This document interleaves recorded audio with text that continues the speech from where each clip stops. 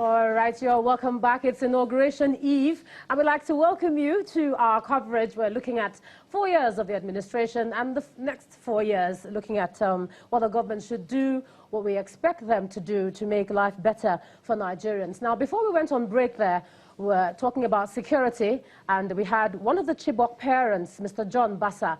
Mr. Bassa, just continue what you were saying, but as you continue, just clarify for us what you were talking about concerning those attacks, whether they are coming from a place of control or whether it's hit and run, like the government is saying that they're dispersed and it's just pockets of violence. What sort of attacks? Yeah, the last time I was here, I told you I am part and parcel of Boko Haram. 44 of my relations who are Boko Haram commandant have been killed. I still have above 50 up to now that they are active and high-ranking officers of Boko Haram, controlling the territory from Goza and some part of Cameroon, ruling those areas, you know. And most of the people that are being attacked by Boko Haram are part and parcel of my blood. So there is nothing Boko Haram in those areas will do that I will not get the information in an instant. In an instant.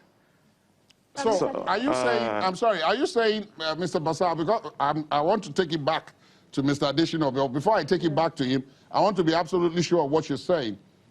Are you saying that Boko Haram is still in control of some territory in the northeast from where they plan and execute these attacks? Is that what you're saying? Of course. Of course. Out of 52 towns I told you from Goza, it's only 3 now that you can freely live within. That is Limankara, Goza town, and Pulka. You know, Goza town was liberated by our former president, Goodluck, 1 week before election then, in 2015. And then the new administration liberated Limankara and Pulka. So 49 towns are still empty with nobody apart from the Boko Harams.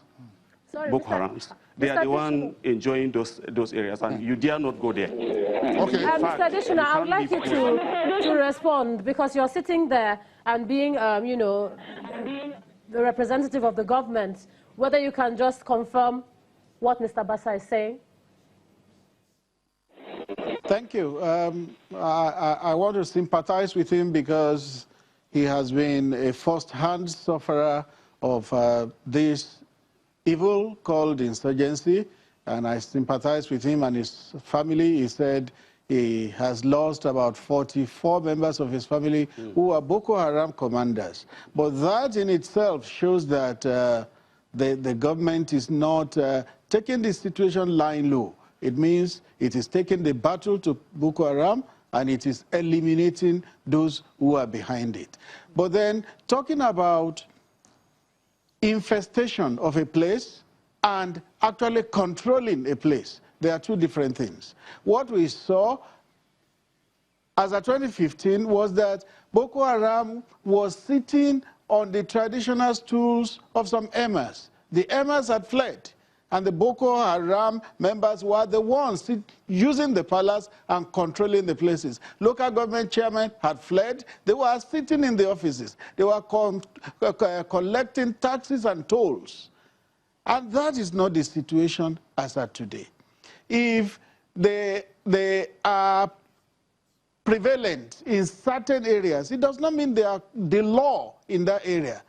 Pre-2015, they were the law in many areas. The governor was at the villa yesterday, and he said 22 out of 27 local governments in Borno State then were being controlled by Boko Haram. So, sorry, Mr. Adesina, if I can just clarify. Sorry, if I can just clarify. They are prevalent in the areas. They're not controlling the area, but they have infiltrated. They're not controlling. Is that what you're saying? Oh, yes. Yes, yes. Okay, well, that is the information government has. All right, enough for Boko Haram. Let's now come to the herdsmen, farmers clashes, which has been another source of great distress right across the country. That one is not limited to the Northeast. Across the country, we've had these clashes. There was this big idea about ranching that was made at the height of the crisis. How far have we gone with that? And of course, my question is for you, Mr. Adesina. You kick off this segment as well so that we get the other views. Thank you.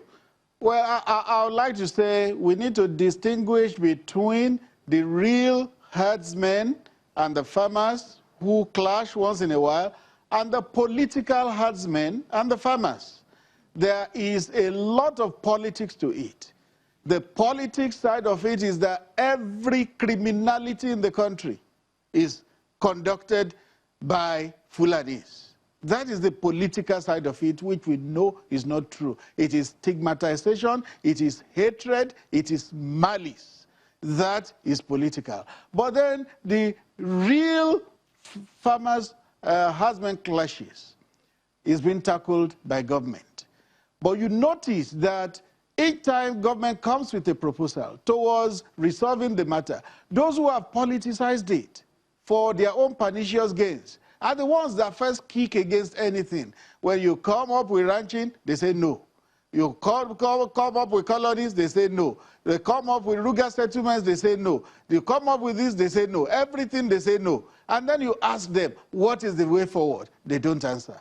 But government is not minding them. Government continues to work. Okay, recently, the Minister for Agriculture and Rural Development gave updates on what government has done.